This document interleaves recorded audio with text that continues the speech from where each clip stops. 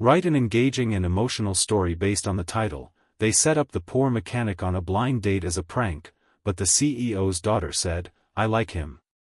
Begin the story with hook who joins the viewers at the end. Immediately capture attention, also motive viewers to like video and subscribe the channel. Develop the plot with emotional depth and relatable characters, including key challenges and their resolutions. Ensure the story maintains a smooth pace suitable for an 4,000-minute YouTube video, leaving a strong, inspiring message by the end. Plain paragraphs but long story as you can based on 2,000-word estimate. They set up the poor mechanic on a blind date as a prank, but the CEO's daughter said, "I like him." Imagine this: a guy in a grease-stained shirt, hands permanently etched with engine oil, walks into the most expensive restaurant in the city. He thinks he's finally getting a real chance at love. Everyone else at the table knows it's a cruel joke. Cameras are hidden. Phones are ready to record the humiliation. They're expecting him to crash and burn. But 30 seconds in, the girl they're trying to embarrass him in front of looks up from her menu, locks eyes with him, and smiles like she just found something she didn't know she was missing. Hit that like button if you've ever been counted out before you even walked through the door, and let's get into the story. His name is Leo Park. 28 years old. Works at a tiny auto shop wedged between a laundromat and a pawn store. He's the guy who can hear a rattle from 20 feet away and tell you exactly which bolt is loose. Customers love him because he never upsells, never lies, and if you're short on cash he'll let you pay half now, half next month. No interest, no attitude. What most people don't know is that Leo grew up dirt poor. His mom raised him and his little sister alone after their dad bailed when Leo was 9. She cleaned offices at night so he could stay in school. When she got sick, lung cancer, the kind that doesn't give second chances, Leo dropped out of community college, took every overtime shift he could, and still watched her fade away in a county hospital bed. She died holding his hand, whispering, "Don't let life make you hard, baby. Stay kind." He kept that promise. Even when it hurt. Across town lived Sofia Delgado, 26, only daughter of Rafael Delgado, the man who owns half the high-rises you see sparkling on the skyline. Sofia grew up with everything money could buy and nothing that mattered.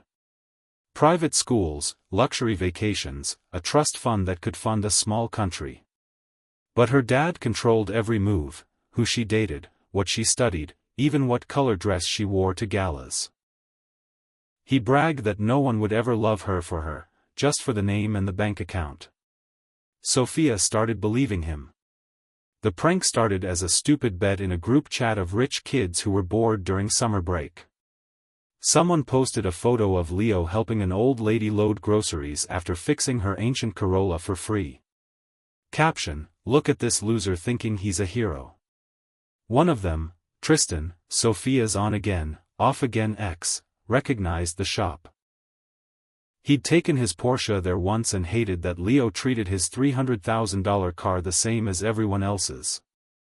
Tristan thought it would be hilarious to set Leo up on a fake blind date with Sofia, film him fumbling through a 5-star dinner he couldn't pronounce, then leak the video online with the title, "When You Let the Help Think He Has a Chance."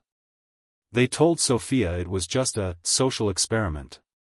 She laughed at first. She was tired, numb, going along with whatever her so-called friends planned. She didn't know Leo's name. She didn't know anything. The night arrived. Leo showered 3 times to get the smell of gasoline off his skin. He borrowed a blazer from his cousin that was one size too small. He spent his last $50 on a bouquet of sunflowers because the florist said they meant, "You make me happy." He stood outside Lucille, the kind of restaurant that doesn't list prices on the menu, feeling like an intruder.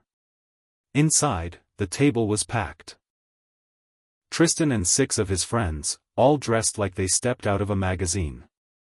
Hidden GoPros in flower arrangements.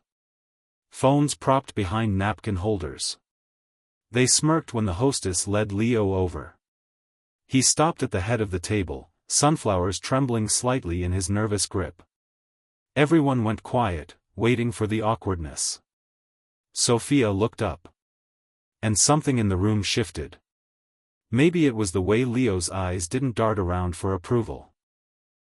Maybe it was the tiny scar on his jaw he got pulling a dog out of a wrecked car when he was 17. Maybe it was the fact that he looked at every single person at that table like they were human, even though they clearly didn't think the same of him. "Hi," he said, voice soft but steady. "I'm Leo. These are for you." He held the sunflowers out to Sofia like they were made of gold. Tristan snorted. "Bro, do you even know where you are right now?" Leo blinked, confused. "A restaurant?" Someone laughed too loud. Sofia didn't. She took the flowers, fingers brushing his. They were calloused and warm. She looked at the sunflowers, then back at him. "They're beautiful," she said quietly. "Thank you." The laughter died in throats. Tristan leaned forward. "Sofia, tell him what your dad does for a living." She stiffened. The script was that she was supposed to list off the private jets, the yachts, the penthouses, make Leo feel 2 inches tall. Instead she said, "He owns buildings. A lot of them. But right now I don't want to talk about my dad." The table went silent. Leo shifted on his feet. I wasn't expecting a whole party. The message just said dinner with a girl named Sofia." He rubbed the back of his neck. "If this is a bad time, I can." "Sit down," Sofia cut in. "Not a request." She pulled out the chair next to her herself. "Please." He sat. For the next 10 minutes the others tried to bait him. They ordered the most expensive wine and asked if he'd ever had anything that didn't come in a box.